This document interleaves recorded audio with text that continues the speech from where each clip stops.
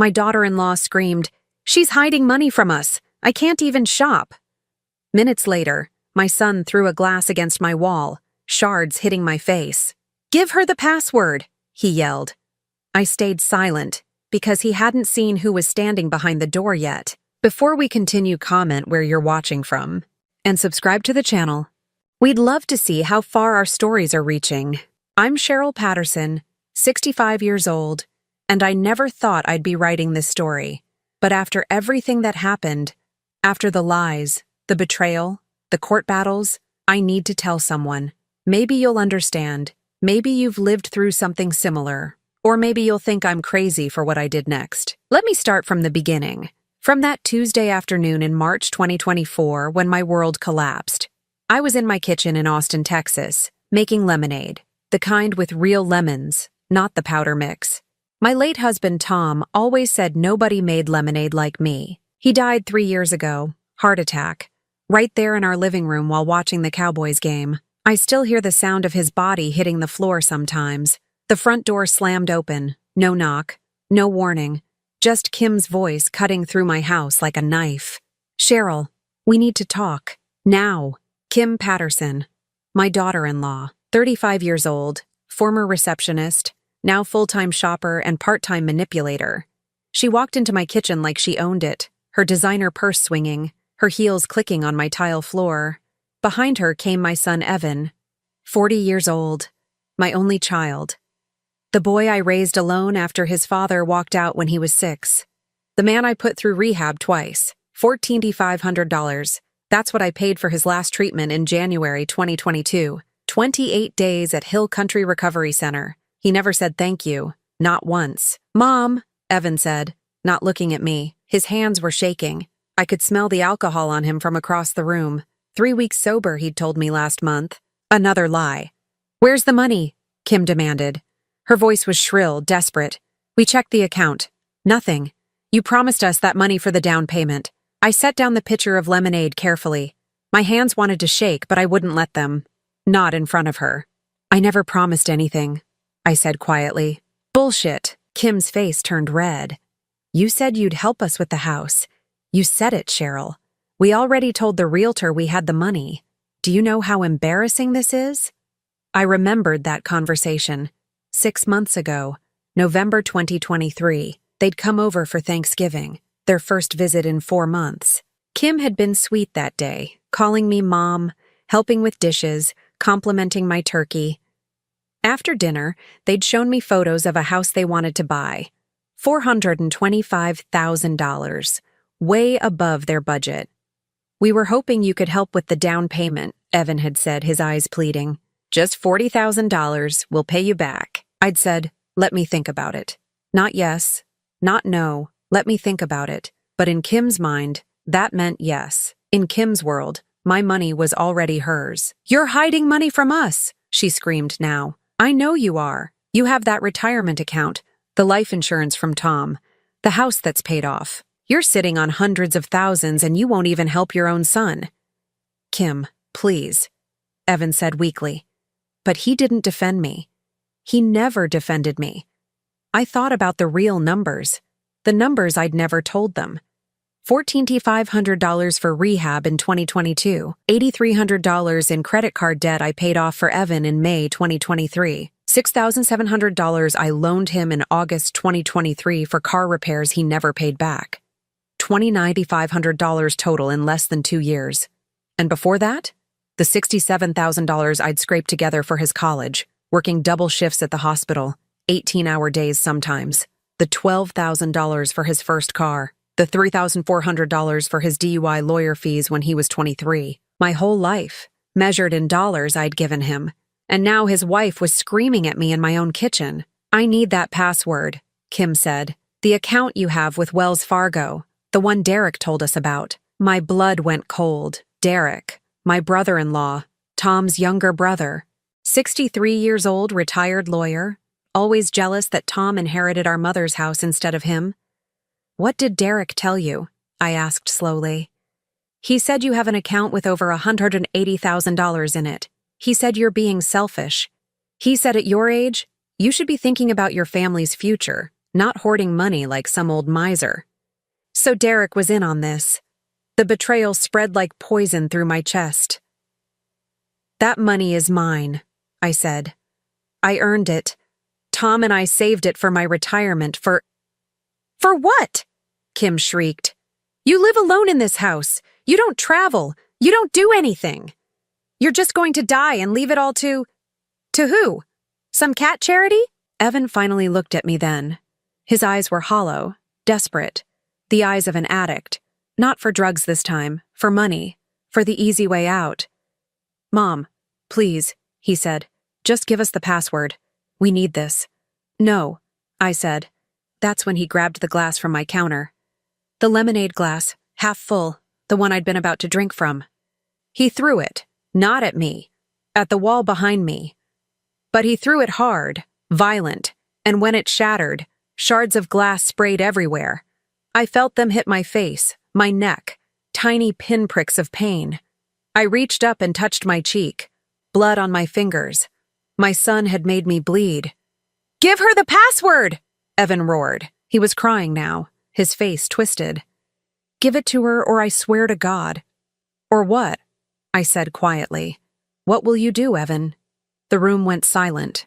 Kim stared at me. Evan's chest heaved. And that's when I smiled, because I'd heard the front door open 5 minutes ago, heard the footsteps in my hallway, and I knew exactly who was standing behind my kitchen door, listening to every word.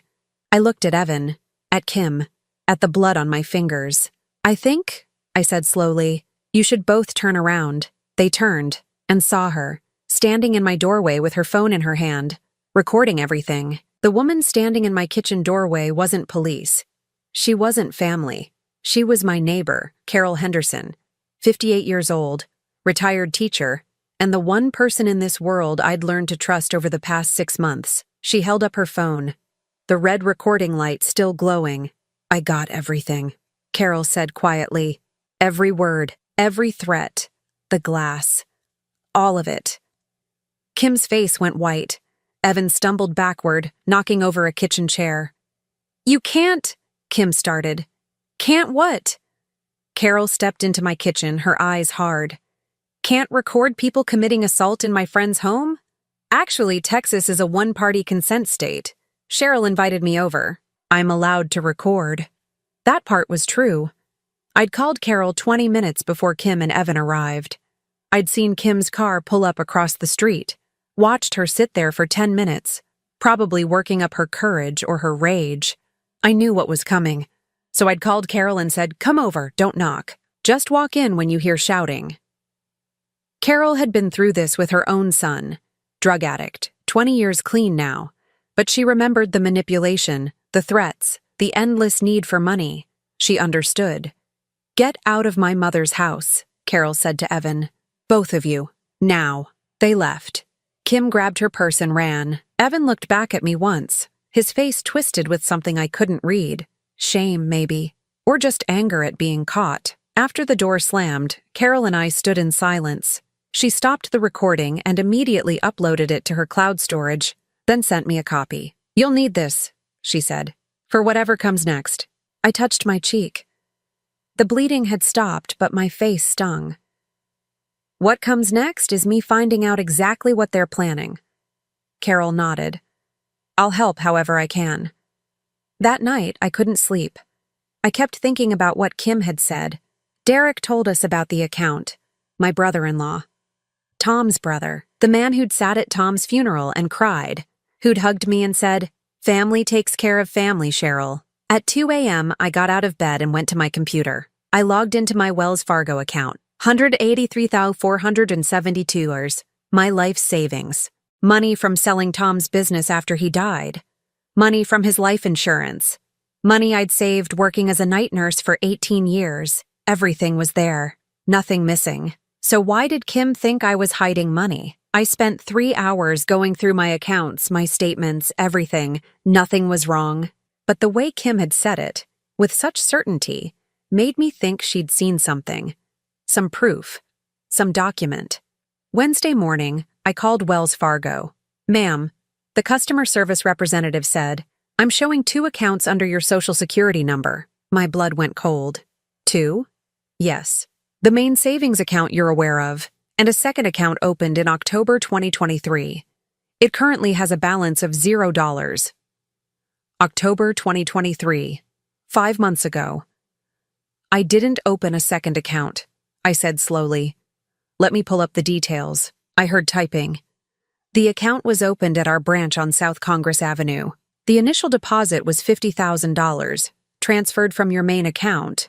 Then over the next 4 months, there were multiple withdrawals totaling $47,000. The remaining $3,000 was transferred out last week. I couldn't breathe. Someone had stolen $47,000 from me. Who authorized these transactions? I asked. The signature on file shows. It appears to be yours, Mrs. Patterson. It's not. I never opened that account. I never authorized those withdrawals. The representative's voice became more formal.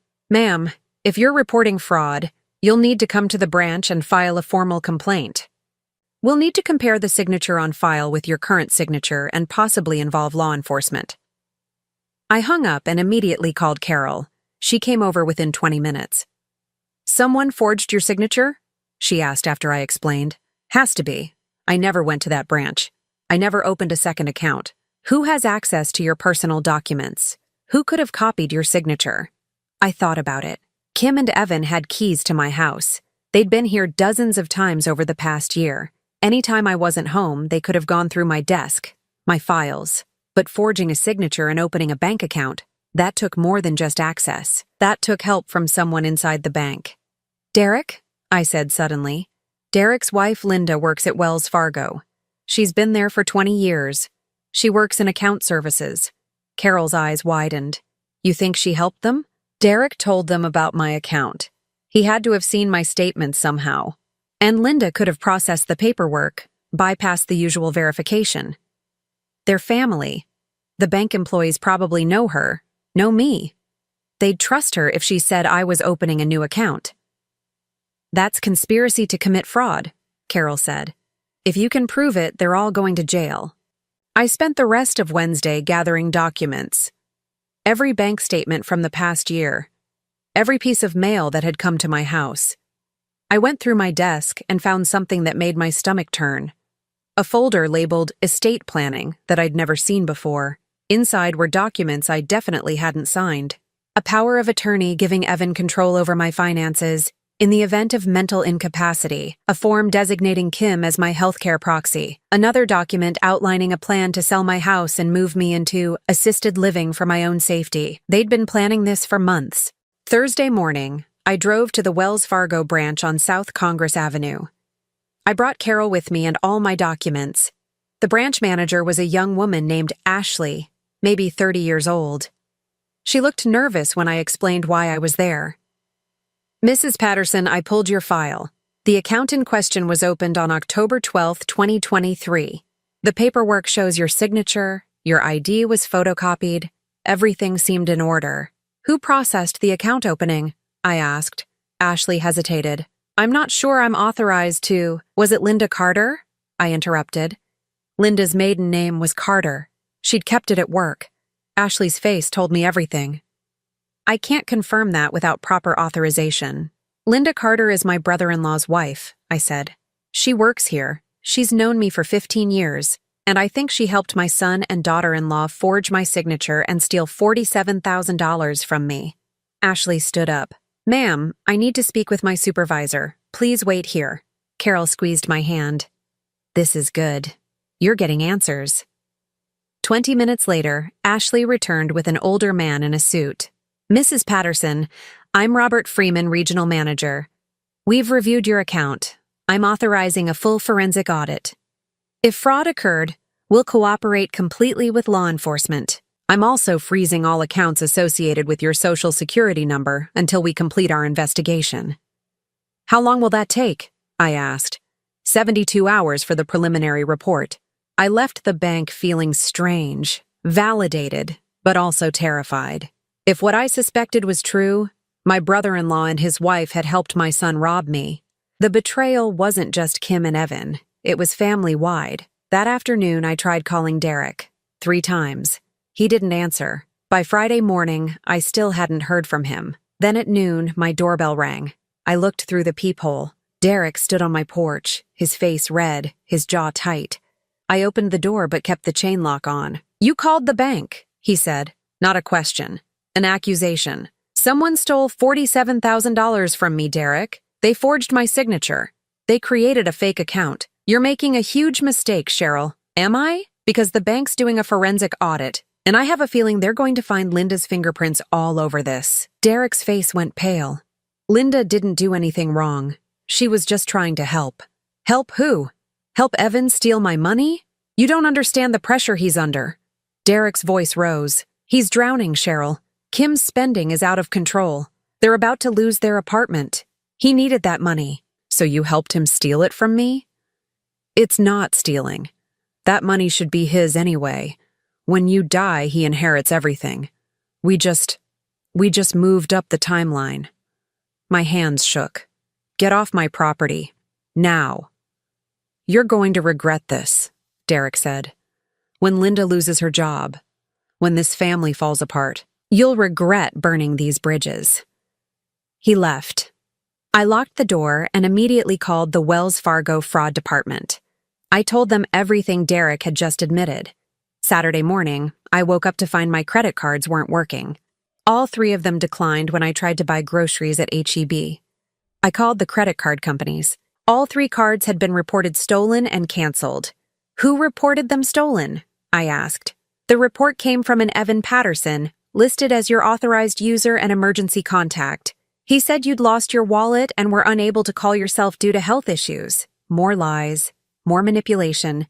I drove back home, my trunk empty, no groceries. I had $43 in cash in my purse. My bank accounts were frozen pending investigation. My credit cards were canceled. I couldn't access my own money. When I pulled into my driveway, there was an envelope taped to my front door. Inside was a single piece of paper. I didn't take the donuts. Derek stood on my porch with that box from 5th Street Bakery, smiling like we were still family, like he hadn't just conspired to destroy me. "What do you want?" I asked. His smile faltered, just a little. "Cheryl, come on. Can't a guy bring his sister-in-law some breakfast? I heard you and Evan had a rough day yesterday." "How did you hear that?" "Kim called me. She was upset, said you'd gotten a lawyer involved, that things got out of hand." He shifted the donut box to his other hand. "I thought maybe I could help mediate. You know, family helping family." I looked at him, really looked at him. Derek Patterson, 63 years old, retired lawyer, Tom's younger brother. He'd been at our wedding. He'd held Evan when Evan was 2 days old. He'd sat in my living room last Thanksgiving and told me I made the best pecan pie in Texas. And he'd sold me out for what? 30% of an inheritance that wasn't even his? "You told them about my bank account," I said quietly. He blinked. "What?" "No, Derek, don't. I know you did. Kim told me yesterday. You told her I have $183,000 in a Wells Fargo retirement account. You told her I was planning to cut Evan out of my will. You told her to act fast." The color drained from his face. The donut box tilted in his hand. "Cheryl, listen." "No, you listen." My voice didn't shake. I was proud of that. "You accessed my private financial information. You shared it with people who have been financially exploiting me for years, and you convinced them I was a threat so they'd escalate. Why?" He opened his mouth, closed it, opened it again.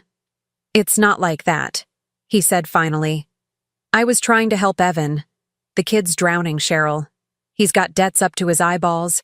Kim's spending money they don't have, and you're sitting on all this cash doing nothing with it." "It's my cash." "Tom's cash," Derek corrected. His voice got sharper. "Money that should have been split between both of us when Mom died. But no, she left everything to Tom because he was the favorite. Always the favorite."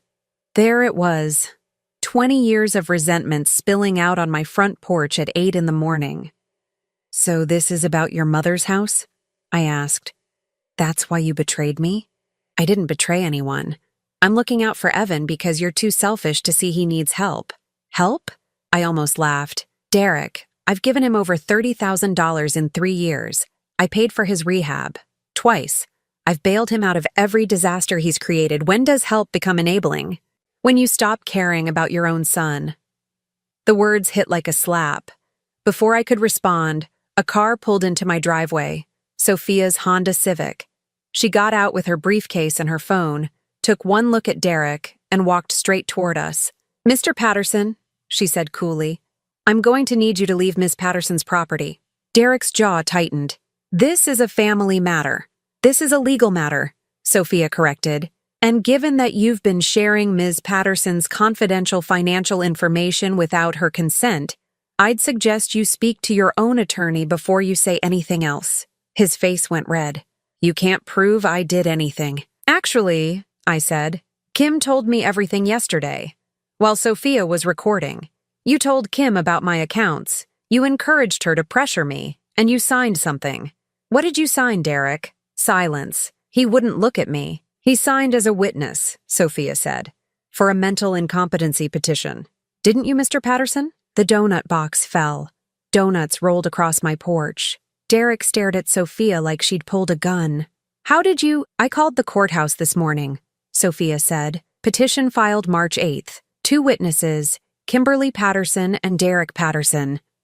You both swore that Cheryl has exhibited signs of mental decline and financial confusion. That's perjury if it's false." "Which it is." Derek backed up a step. "I was trying to protect her." "From what?" I asked. "From keeping my own money?"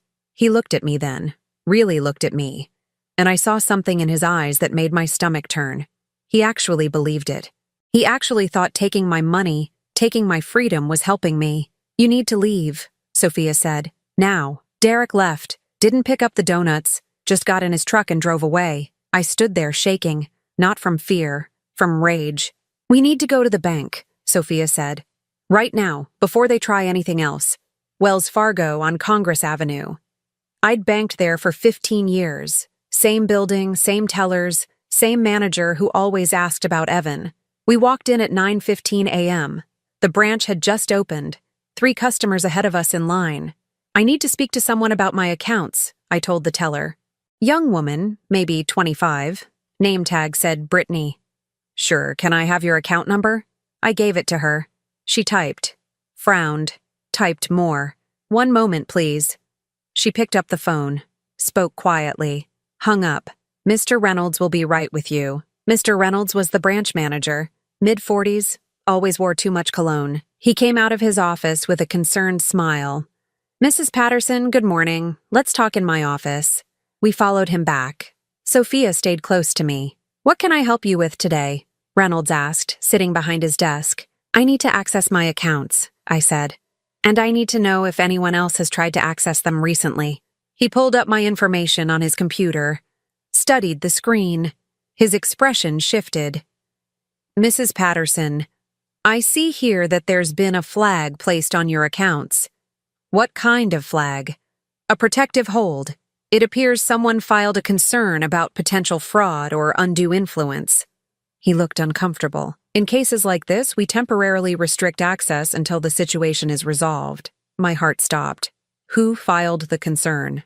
"I can't disclose that information, but was it Derek Patterson?" Sophia interrupted. "Or Kimberly Patterson?" Reynolds didn't answer, which was answer enough. "When was this filed?" I asked. "March 9th. Yesterday." Yesterday. While I was discovering the phantom account.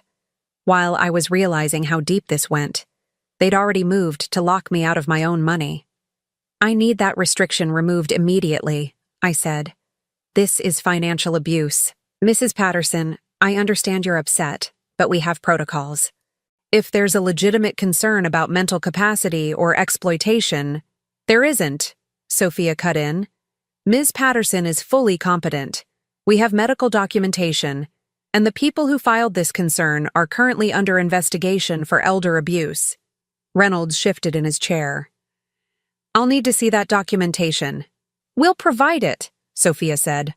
"But in the meantime, Ms. Patterson needs access to her funds. She has bills to pay." "I'm sorry, but until this is resolved through proper channels, I can't—" "How long?" I asked. My voice sounded hollow. "These situations typically take 7 to 10 business days to review." 7 to 10 days. 2 weeks without access to my own money. What am I supposed to do for 2 weeks? I asked quietly. Reynolds gave me that sympathetic smile I was learning to hate. Do you have family who can help you out temporarily? I almost laughed. Would have, if it wasn't so horrible. My family, I said slowly, is the one who did this to me. We left the bank. I felt numb. Sophia was on her phone, calling someone, talking about injunctions and emergency hearings. I wasn't really listening. I got in her car. She drove me home. I can't buy groceries, I said. My cards won't work. I have maybe $40 cash in my purse. We'll fix this, Sophia said. I promise. But she couldn't promise that. Because even if we fixed it legally, even if we got my money back, I couldn't unsee what I'd seen. Derek in my driveway with donuts and lies. That bank manager smiling while he told me I couldn't access my own accounts. Evan throwing that glass. Kim screaming.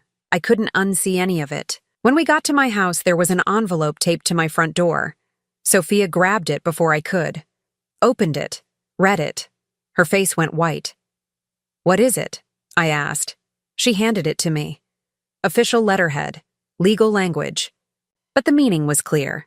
Notice of eviction proceedings filed by Evan Patterson, Power of Attorney Property, 2847 Maple Street, Austin, TX Grounds. Owner unable to maintain property due to mental incapacity. Court date, March 28, 2024. 10 days. They were giving me 10 days before they tried to take my house. The house Tom and I bought 30 years ago. The house where I'd raised Evan. The house I'd painted and maintained and loved. They wanted to take it from me. I sat down on my porch steps, stared at that notice, at the words mental incapacity in black and white. When did Evan get power of attorney? I whispered. Sophia was already calling someone. I heard her say fraudulent and forged signature and emergency restraining order. But I wasn't listening anymore. I was thinking about Evan at 6 years old, crying because his father left. Me holding him, promising him I'd never leave him, that he'd always have a home with me. And now he was trying to take that home away. Cheryl. Sophia crouched in front of me. Listen to me. He doesn't have power of attorney. He can't have. You never signed anything, right? No, I said. Never. Then it's fraud. We can prove it, but we need to move fast. I looked at her. This woman I barely knew. This neighbor who'd jogged past my house 3 times a week for 6 months. Why are you helping me? I asked. She smiled sadly. Because this happened to my grandmother, and nobody helped her. And by the time we figured it out, it was too late. She stood up, held out her hand. Come on, she said. We have work to do. I took her hand, let her pull me up, and for the first time since this started, I felt something other than grief.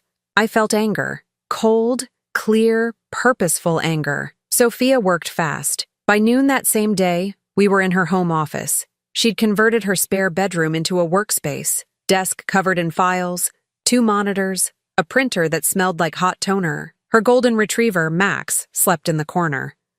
Okay, she said, pulling up documents on her computer. The power of attorney they filed is a forgery. Has to be. You never signed anything, right? Never. Good. We'll need a forensic document examiner to prove it. I know someone in Houston, Dr. Sarah Chen. She's testified in federal court. Expensive, but worth it. How expensive? $3,200 for the full analysis and court testimony. I thought about my frozen accounts, about the $40 in my purse, about not being able to buy groceries. I'll figure it out, I said. Sophia studied me. I can front the cost. You can pay me back when we unfreeze your accounts. You barely know me. I know enough. She clicked through more files. Now, about that phantom account, the one ending in 7342. I did some digging this morning. And? It was opened at the Wells Fargo branch on Congress Avenue, same branch where you bank. Opened October 15, 2023, with an initial deposit of $47,000. My stomach dropped. $47,000? Yes. Transferred from your legitimate savings account the same day. Then, over the next 4 months, that money was withdrawn in increments. $5,000 here, $8,000 there, always just under the $10,000 reporting threshold. Structuring. I'd seen it on those crime shows. Breaking up large amounts to avoid federal reporting requirements. Who withdrew it? I asked, though I already knew. That's where it gets interesting. Sophia pulled up a scanned document, a bank signature card. The account required 2 authorized signatures. Look, I looked. Signature 1, Cheryl A. Patterson. Signature 2, Linda M. Carter. I didn't recognize the second name. Who's Linda Carter? Kim's cousin. Works at Wells Fargo. Been there 6 years. Currently a senior account specialist. Sophia's voice was cold. She had access to all your account information. She could create new accounts, transfer funds, forge signature cards, and she did. The room tilted. Kim's cousin, a bank employee, someone I'd probably walked past dozens of times without knowing she was robbing me. How do we prove the signatures are forged? I asked. Dr. Chen, she'll analyze the signature cards, compare them to your real signatures, testify that they're forgeries. Sophia leaned back. But here's the thing, Cheryl. Once we prove forgery, this becomes a criminal case, not just civil. Fraud, identity theft, conspiracy. Linda Carter will face felony charges. So will Kim. So will anyone who knowingly benefited from the stolen money. Evan, I said quietly. Yes. If he knew where the money came from, he's an accomplice. I thought about that. About my son going to prison. About Kim in an orange jumpsuit. About Linda Carter losing everything. Do it, I said. All of it. Sophia didn't blink. You're sure? Because once we start down this road, they threw a glass at my face. They tried to lock me out of my own accounts. They forged documents to steal my house. They've stolen $47,000 from me. My voice didn't shake. I'm sure. Okay. Sophia pulled out her phone. I'm calling Dr. Chen now. Then we're filing an emergency motion to freeze all accounts that received funds from your stolen account. Kim's accounts, Evan's accounts, Linda's accounts, everything. They'll panic. Good. Sophia smiled. Cold smile. Lawyer smile. Let them panic. Dr. Chen drove up from Houston the next morning. Older woman, maybe 60, with reading glasses on a chain and the methodical manner of someone who'd spent decades examining tiny details. She spread the signature cards on my dining table, set up a magnifying lamp, took photographs, compared them to my real signatures on old checks, tax returns, my driver's license. See this? She pointed to the forged signature with a pen. The pressure is wrong. Your real signature has heavier pressure at the beginning of letters, lighter at the end. This one is uniform throughout. That suggests someone copying slowly, carefully, rather than writing naturally. Could it be that my signature just changed over time? I asked. Look at the capital P in Patterson. She showed me 3 signatures side by side, 2 real ones from 2022 and 2023, and the forgery. Your real signatures have this distinctive loop at the top of the P. The forged one doesn't. That's a fundamental structural difference, not age-related variation. So it's definitely a fake? Without a doubt. I'd bet my career on it. She pulled out a tablet, started typing notes. I'll have the full report ready in 48 hours. With this evidence, you have an extremely strong criminal case. After she left, Sophia made coffee. We sat at my kitchen table, the same table where Kim had screamed at me 4 days ago. What happens next? I asked. Tomorrow morning, we file 3 things simultaneously. Sophia counted on her fingers. 1. Emergency motion to unfreeze your legitimate accounts. 2. Motion to dismiss the eviction proceedings because the power of attorney is fraudulent. 3. Formal complaint with the Austin Police Department, Financial Crimes Division. The police? Elder abuse, fraud, identity theft, conspiracy. This is criminal, Cheryl. They go to jail for this. I sipped my coffee, thought about Evan, about the boy who'd cried when his hamster died, about the teenager who'd taught himself guitar, about the man who'd thrown glass at my face.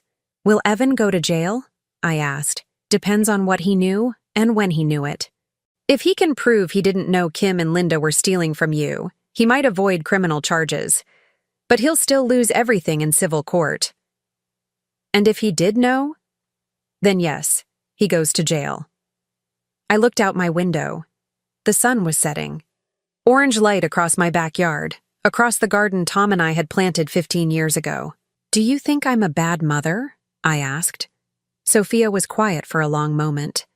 "I think you're a mother who's been abused for years and finally decided to fight back. That's not bad. That's survival." The emergency hearing was scheduled for March 18th, 8 days after Kim screamed in my kitchen. Judge Patricia Morrison, 62 years old, former prosecutor, reputation for being tough but fair. She sat behind the bench with reading glasses and a coffee mug that said, "World's Okayest Judge."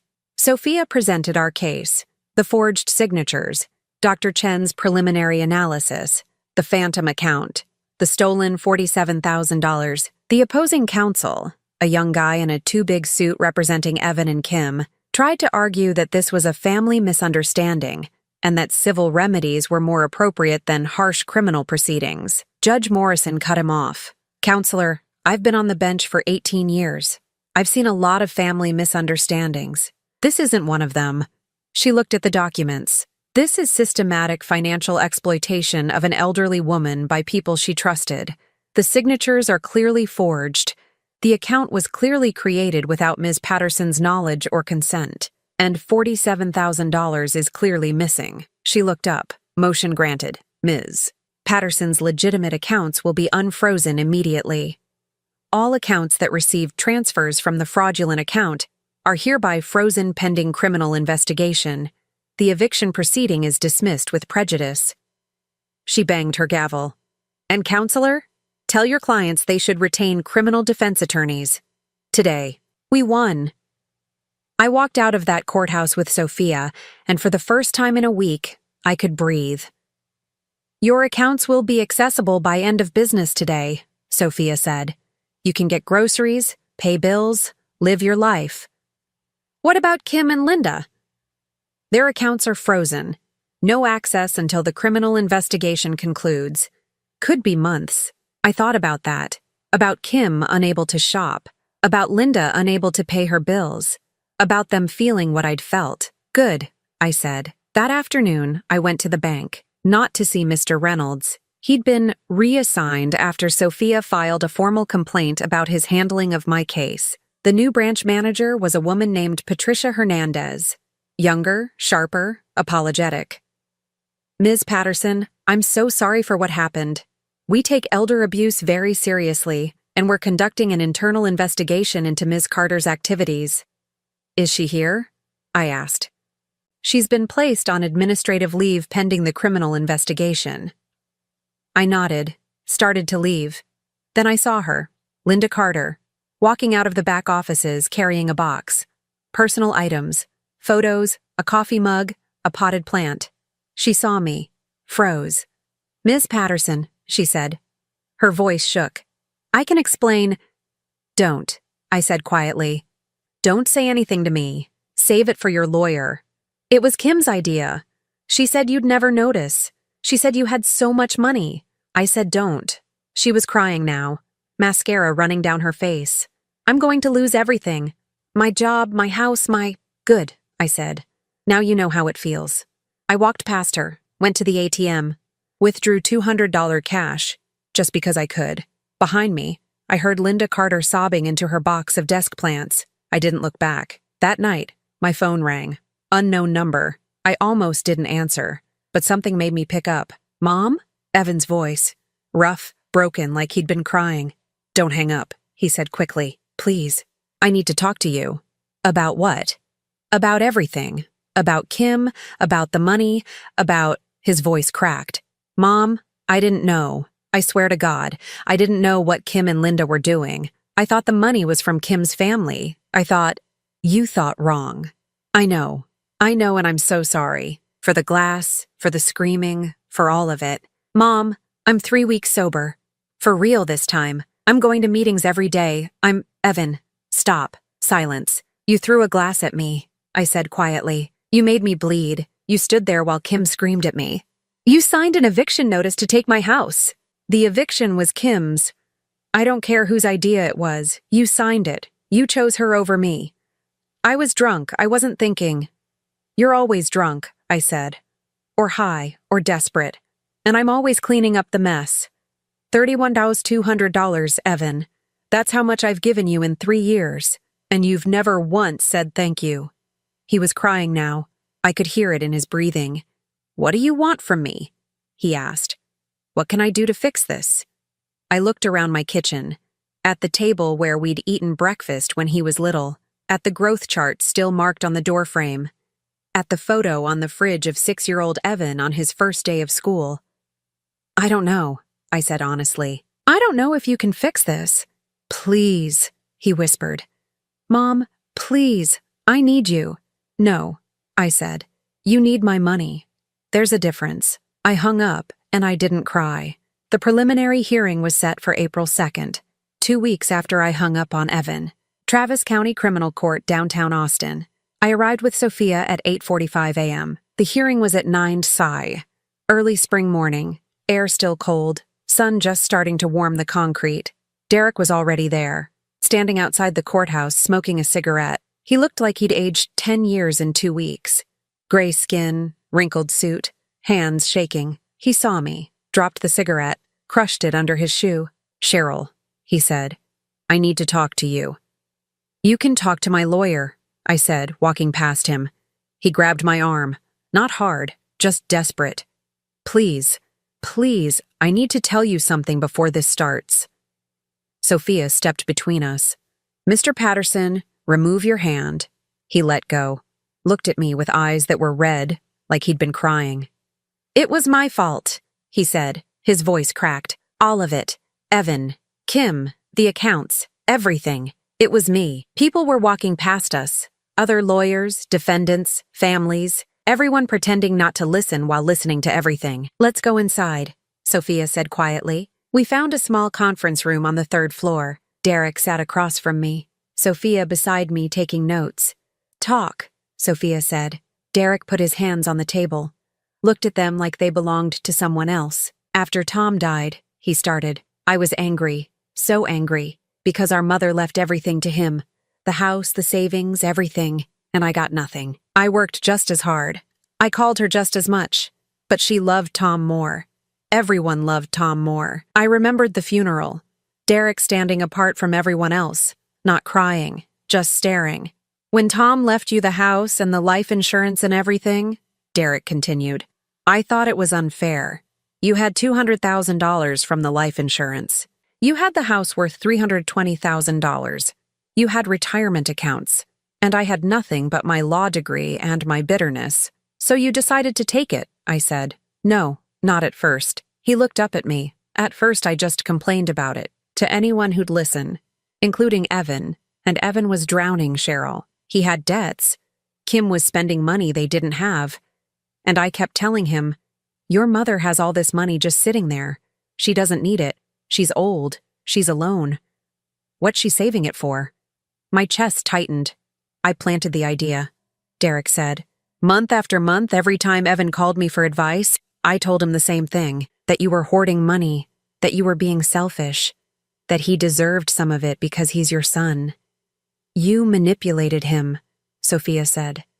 Yes. Derek's voice was barely a whisper. And then Kim came to me last October. She said they needed money fast, that creditors were threatening them, and she asked if I could help. I told her about your accounts, about the passwords you'd mentioned to me years ago, about Linda Carter, Kim's cousin. I knew Linda worked at Wells Fargo. I'd met her at a family party, and I thought... He stopped, swallowed. I thought if we could just access some of your money, just enough to help Evan and Kim get back on their feet, it wouldn't matter. You'd never notice. You had so much. You thought stealing $47,000 wouldn't matter, I asked. I didn't think of it as stealing. I thought of it as early inheritance, money that would eventually go to Evan anyway. It's not inheritance if I'm still alive, I said. It's theft. Derek closed his eyes. I know that now. But at the time, I convinced myself I was helping family, that I was fixing an old injustice. That Tom would have wanted Evan to have help. Don't you dare, I said quietly. Don't you dare use my husband's name to justify what you did. He flinched like I'd hit him. I signed the mental incompetency petition because Kim told me you were acting confused, he said. She said you'd been making strange financial decisions, that you needed protection. I believed her because I wanted to believe her. Because if you were incompetent, then taking the money wasn't really stealing. It was protecting you from yourself. But I wasn't incompetent, I said. No, you were smarter than all of us. He looked at me. And now Kim and Linda are facing federal charges. And Evan's life is destroyed. And it's my fault. All of it is my fault. Sophia tapped her pen on her notepad. Are you willing to testify to all of this in court? Yes. Against Kim Patterson? Against Linda Carter? Yes. Understanding that your testimony will likely result in their conviction and incarceration? Derek nodded slowly. I don't want to be a lawyer anymore anyway. After this, they'll disbar me. I'll lose my license, my reputation, everything. But maybe if I tell the truth, maybe Evan can avoid prison. Maybe he can save himself. Why do you care about saving Evan? I asked. Derek met my eyes. Because he's Tom's son, and I failed Tom in life. I won't fail him in death. The hearing started at 9:15. Judge Morrison again. Same reading glasses, different coffee mug. This one said, I'm surrounded by idiots. The prosecutor was a woman named Rachel Chen. No relation to Dr. Chen, the forensic examiner, but equally sharp. Mid-30s, perfectly styled black hair, voice like a knife. Your Honor, she said, the state charges Kimberly Ann Patterson and Linda Marie Carter with conspiracy to commit fraud, identity theft, forgery, and financial exploitation of an elderly person. We have forensic evidence of forged signatures, bank records showing systematic theft, and witness testimony establishing premeditation and intent. Kim's lawyer stood up. Different guy from the eviction hearing. Older, expensive suit, the kind of lawyer you hire when you're really scared. Your Honor, my client maintains her innocence and— Sit down, counselor, Judge Morrison said. I've read the evidence packets. The signatures are forged. The account was opened fraudulently. $47,000 is missing. Unless you can explain those facts, save your arguments for trial. Linda's lawyer didn't even try to speak. The judge looked at some papers. I'm ordering both defendants to remain in custody without bail pending trial. Given the sophistication of the fraud and the risk of flight, bail is denied. Kim gasped. Her lawyer leaned over, whispered something urgent. Your Honor, he said, Ms. Patterson has no prior record.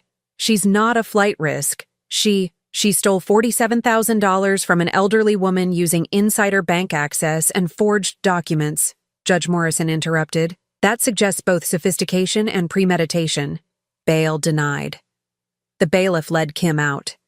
She looked at me as she passed. Not angry, not defiant. Terrified. They arrested her at the bank. I wasn't there to see it, but Sophia got the details from the prosecutor.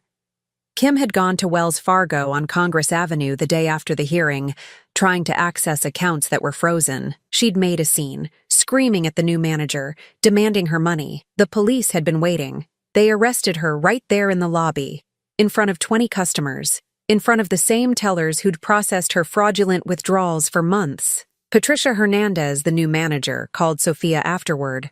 I thought you'd want to know, she said.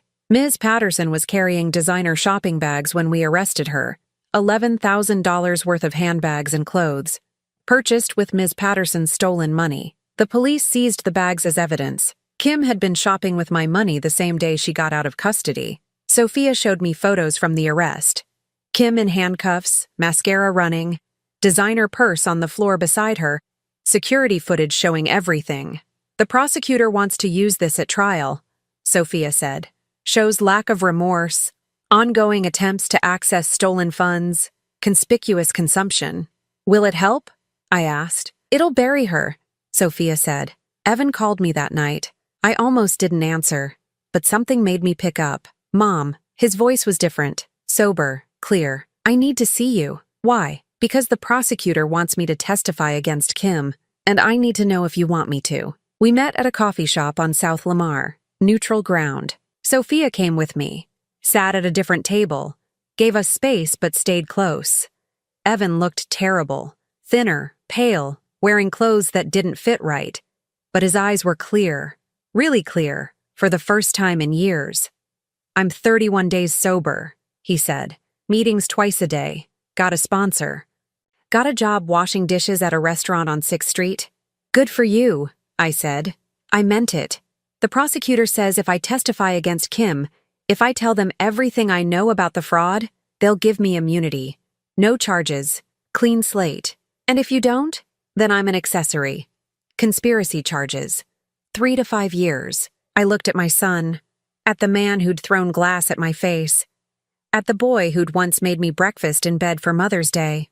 "What do you know?" I asked. He took a breath. "I know Kim and Linda planned it. I know they opened the account without telling me.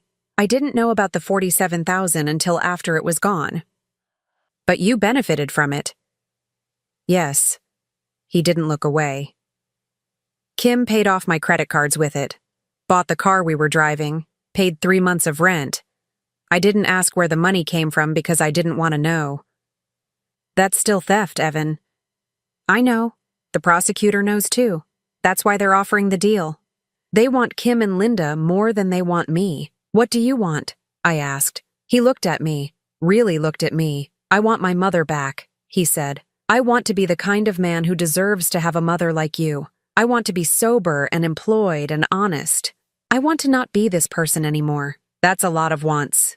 "I know." His voice cracked. "But Mom, I need to know. If I testify against Kim, if I tell the truth about everything, will you ever forgive me?" I sat there looking at my son, thinking about all the years, all the money, all the lies. "I don't know," I said honestly. "I don't know if I can forgive you, but I know I can't forgive you if you don't tell the truth. So if you're asking for permission to testify, you have it.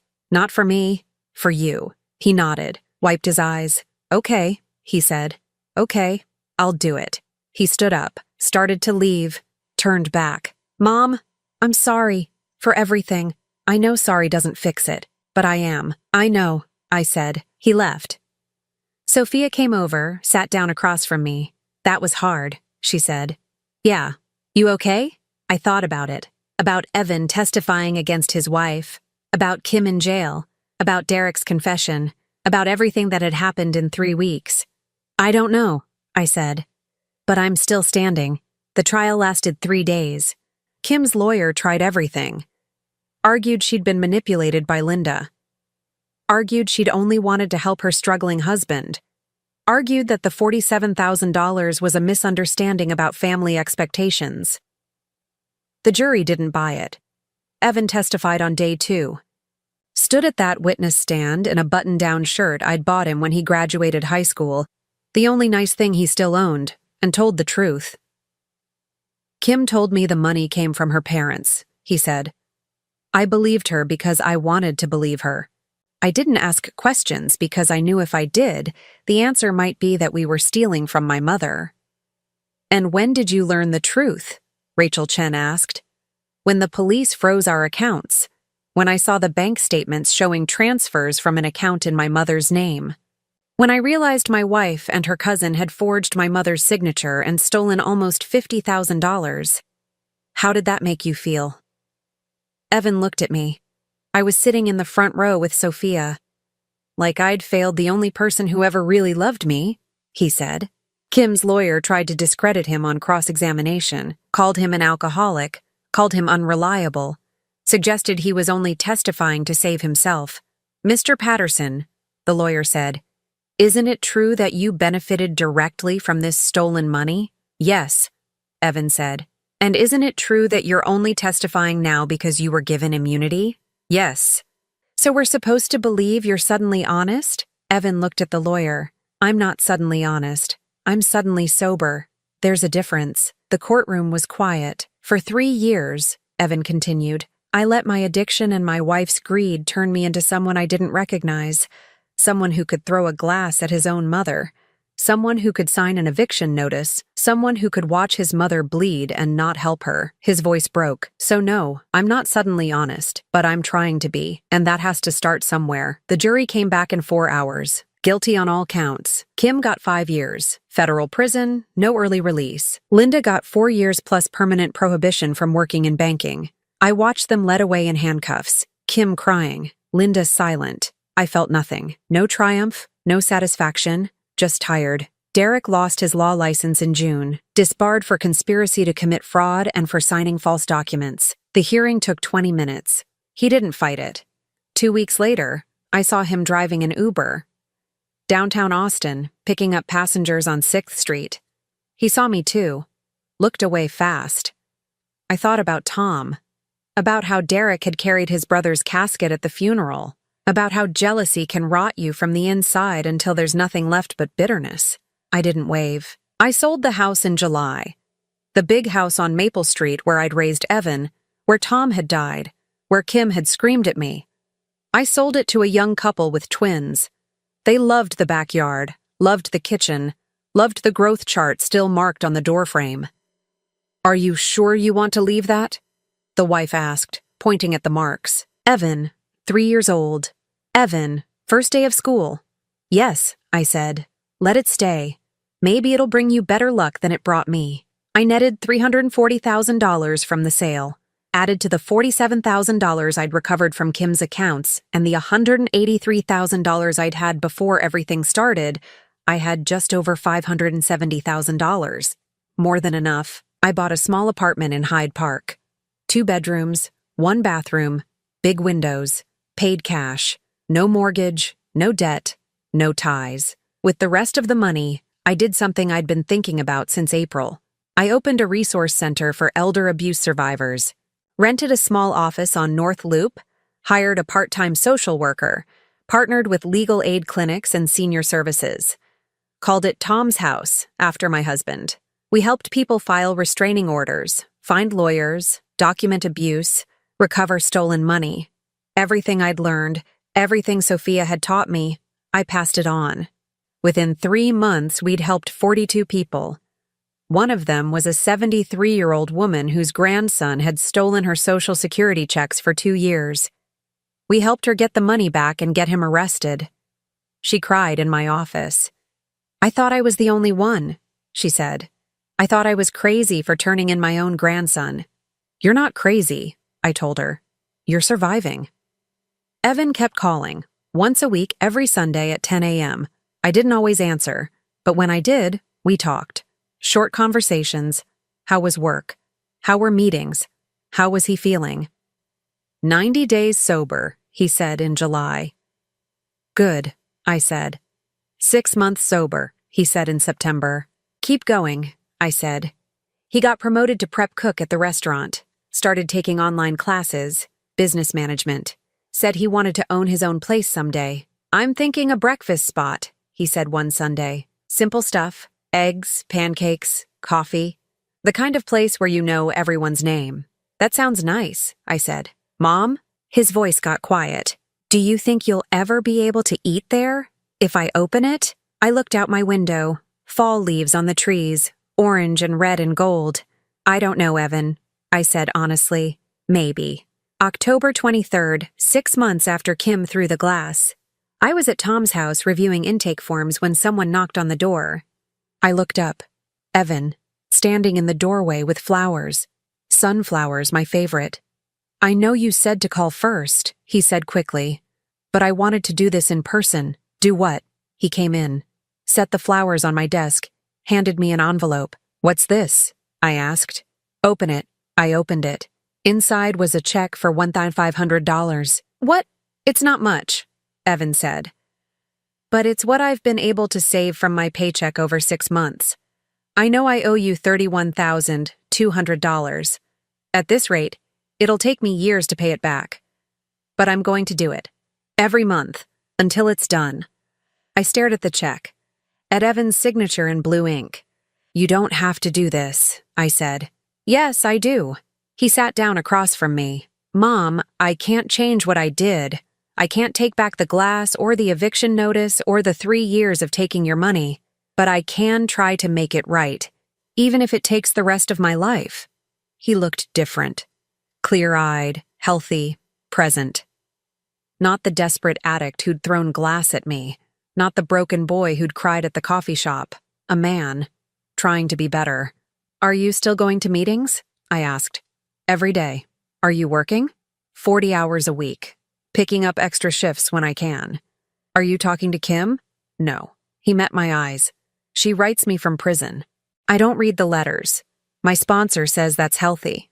I looked at the sunflowers, at the check, at my son. Come have coffee with me, I said. Really? Once a week. Sunday mornings. Here at the office. I gestured around. You can see what I'm doing. You can tell me how you're doing. We can try to be something other than what we were. Mom, His voice broke. Thank you. Don't thank me yet, I said. This is probation, Evan. You get 6 months. 6 months of sobriety, of showing up, of being honest. If you make it through that, we'll talk about what comes next. And if I don't make it? I thought about that, about all the chances I'd given him before, about all the money, all the excuses, all the times I'd enabled his worst behavior because I was afraid of losing him. Then we're done, I said quietly. Not because I don't love you, but because I love myself more now. He nodded, wiped his eyes, stood up. Sunday mornings, he said. I'll be here. Evan? He turned back. I'm not promising forgiveness, I said. I'm not promising we'll go back to how things were. I'm just promising I'll try. That's all I'm asking for, he said. He left. I sat there with the sunflowers and the check and the quiet of my little office. Outside, Austin hummed with life. Cars on the street, people walking, the city moving forward. I was 65 years old. I'd lost $47,000, a marriage to theft, and 3 years of my life to people who'd used me. But I'd gained something too, a small apartment that was mine, a center that helped people like me, a son who was trying, and most importantly, myself. I didn't know if Evan would stay sober. I didn't know if we'd ever have the relationship I'd wanted. I didn't know what the future looked like. But for the first time in years, I was okay with not knowing.